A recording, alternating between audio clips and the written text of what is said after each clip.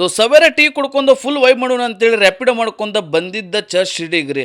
ಆಟೋದವ್ರು ನೋಡಿದ್ರೆ church street ಒಳಗೆ ಬಿಡಂಗಿಲ್ರಿ. ಅಲ್ಲಿ ನೋಡ್ರಿ ಮಹಾತ್ಮ ಗಾಂಧಿ ಮೆಟ್ರೋ ಸ್ಟೇಷನ್ ಕಾಣಿಸುತ್ತೆ, ಒಳಗಿಂದ ಹೋಗ್ರಿ ನಿಮಗೆ ಚರ್ಚ್ ಸ್ಟ್ರೀಟ್ ಕಾಣಿಸುತ್ತೆ ಅಂತ ಹೇಳಿದ್ರೆ ಒಳಗೆ ಹೋಗ್ತಾ ಒಂದಿಷ್ಟು ಅಂಗಡಿಗಳಿದ್ವು ನೋಡ್ಕೊಂಡು ಹೋಗಿದ್ದೆ. ನಾನಂತರೂ ಫಸ್ಟ್ ಟೈಮ್ ಈ ಚರ್ಚ್ ಸ್ಟ್ರೀಟಿಗೆ ಬಂದಿದ್ದೆ. ನೀವು ಯಾರ್ಯಾರು ಎಷ್ಟು ಸತಿ ಬಂದಿರೋ ಅನ್ನೋದು ಕಮೆಂಟ್ ಮಾಡಿರಿ.